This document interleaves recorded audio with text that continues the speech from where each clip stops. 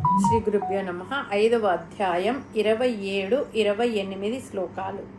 ఓం స్పర్శాన్ కృత్వా బహిర్బాహ్యన్ చక్షుషైవాంతరే భ్రువో ప్రాణాపానౌ సమౌ కృత్వా నాసాభ్యంతరచారిణౌ. ఓం యతేంద్రియమనోబుద్ధిః మునిర్మోక్షపరాయణాః విగతే చ భయక్రోధో యః సదా ముక్త ఏవ సః. ముందుగా పదపదానికి అర్థం తెలుసుకుందాం.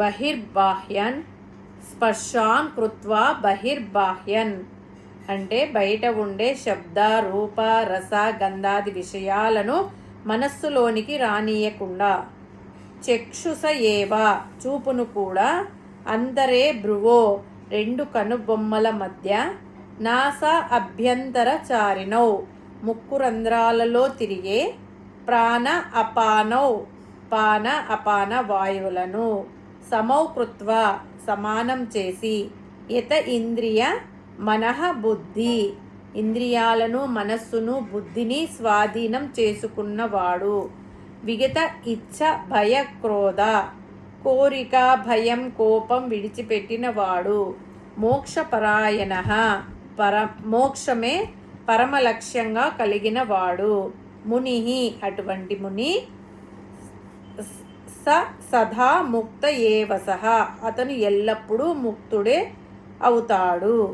పరమాత్మ ఏమంటున్నాడంటే,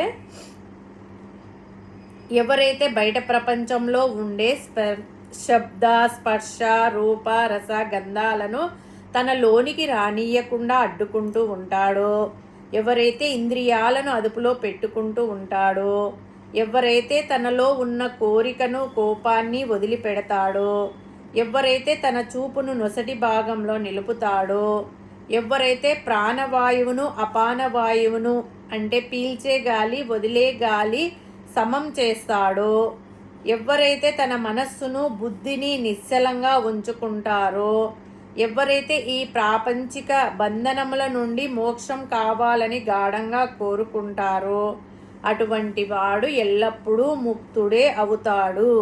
వాడిని జీవన్ముక్తుడు అని కూడా అంటారు. సాధకుడు ఎన్నో గ్రంథాలు చదువుకుంటాడు, కానీ వాటిని అర్థం చేసుకుని ఆచరణలో పెట్టులేడు.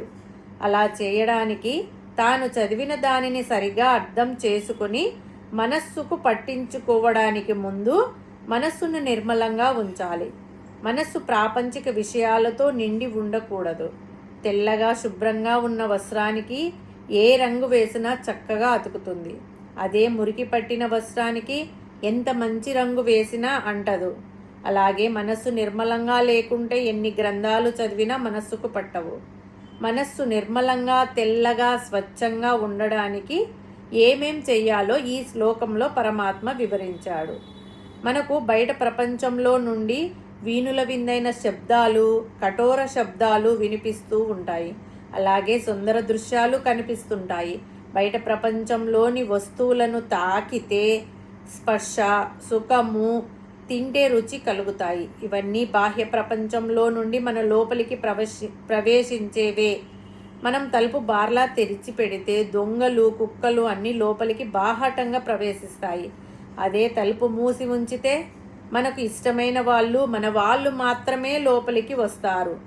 దొంగలు కుక్కలు వస్తే కొడతాము తిడతాము. అలాగే మన మనస్సు ద్వారాలను కూడా బార్లా తెరిచి పెడితే అనవసరమైనవి అవసరం లేనివి అన్ని విషయాలు మనసులోనికి తోసుకొని వస్తాయి. అదే మనస్సును మన అదుపులో ఉంచుకుంటే మనకు కావలసిన వాటిని మాత్రమే మనస్సులోనికి అనుమతించవచ్చు.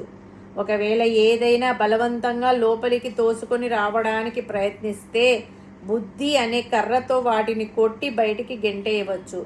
అలా కాకుండా అన్నింటినీ లోపలికి రానిస్తే చెడు అలవాట్లు అన్నీ మొదట అమాయకంగా మనస్సు లోపలికి వచ్చి అక్కడ తిష్ట వేసుకొని కూర్చుంటాయి. ఒక పట్టాన వదలవు, మనిషిని నాశనం చేస్తాయి.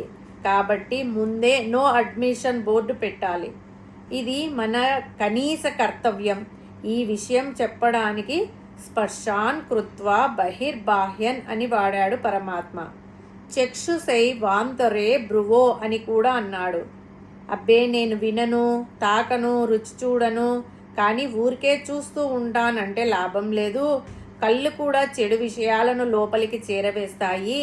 కాబట్టి చూపును కూడా మన స్వాధీనంలో ఉంచుకోవాలి. అందుకే కళ్ళు మూసుకొని ధ్యానం చేయాలి. మనకు అది చేత కాకపోతే కనీసం దేవుడి ముందు కూర్చున్నప్పుడు దిక్కులు చూడకుండా దృష్టిని ఏకాగ్రతగా ఎదురుగా ఉన్న విగ్రహం మీద, ఆ విగ్రహంలో అంతర్గతంగా వెలుగుతున్న పరమాత్మ మీద కేంద్రీకరించాలి. చుట్టుపక్కల ఏం జరుగుతుందో అటు ఇటు చూడకుండా దృష్టి కలిగి ఉండాలి. నాసా అభ్యంతర చారినో అంటే ముక్కులో నుండి లోపలికి బయటకి మనం పీల్చే గాలి, వదిలే గాలి. ప్రాణ అపానౌ సమౌ కృత్వా వాటిని సమం చేయాలి. దీనినే ప్రాణాయామం అని కూడా అంటారు. మనం ఊపిరి ఎక్కువగా తీస్తాము, తక్కువగా వదులుతాము. అప్పుడు లోపల అపానము ఎక్కువగా పేరుకుపోతుంది. కాబట్టి పీల్చే వాయువు, వదిలే వాయువు సమానంగా ఉండాలి. అప్పుడు మనస్సు ప్రశాంతంగా ఉంటుంది, ఏకాగ్రత కుదురుతుంది. సాధారణంగా మానవులు మనస్సు చెప్పినట్టు నడుస్తుంటారు. అలా కాకుండా మనం చెప్పినట్టు మనస్సు నడవాలి అనే భావన కలిగి ఉండాలి. ఎందుకంటే మనం పీల్చే ప్రాణవాయువుకు మనలో అంతర్లీనంగా ఉండే మనస్సుకు చాలా దగ్గర సంబంధం ఉంటుంది. మనస్సును కంట్రోల్ చేయాలంటే ప్రాణాయామం చేయడం ఒకటే మార్గం. కాబట్టి మనం నిగ్రహం కేవలం ప్రాణాయామము, ధ్యానం వలన వస్తుంది అని తెలుసుకోవాలి. యతేంద్రియ మనోబుద్ధి అంటే ఇంద్రియాలను, మనస్సును, బుద్ధిని మన స్వాధీనంలో ఉంచుకోవాలి. వాటిని ఏకాగ్రత చేయాలి, అటు ఇటు పోనీయకూడదు. దీనినే ఇంద్రియ నిగ్రహం, మనోనిగ్రహం అని అనవచ్చు. విగత ఇచ్ఛ భయ క్రోధ అని అన్నాడు. వీటినే మానసిక వికారాలు అని అంటారు. వీటిని ముందు అదుపులో ఉంచుకోవాలి. కోరికలు, భయము అంటే కోరికలు తీరుతాయో లేదో, ఒకవేళ తీరితే అవి మనల్ని విడిచిపెడతాయేమో అన్న భయము, కోరికలు తీరకపోతే వచ్చే కోపము, ఇవన్నీ పూర్తిగా వదిలిపెట్టాలి. పైన చెప్పినవి పాటిస్తే మోక్షానికి మార్గం సులభం అవుతుంది. మోక్షపరాయణ అంటే మోక్షం కోరుకునేవారు ఈ పద్ధతులు పాటించాలి. మోక్షం కొరకు పరితపించాలి. అదే ధ్యాసగా ఉండాలి. అంతేగాని భోగపరాయణులుగా ఉండకూడదు. ఎప్పుడెప్పుడు ఈ భవబంధములు తొలగిపోతాయా అని తపన చెందాలి. అటువంటి వారికి మోక్షం సులభంగా దొరుకుతుంది. అటువంటి వాడు సదా ముక్త అంటే ఎల్లప్పుడూ ముక్తుడే.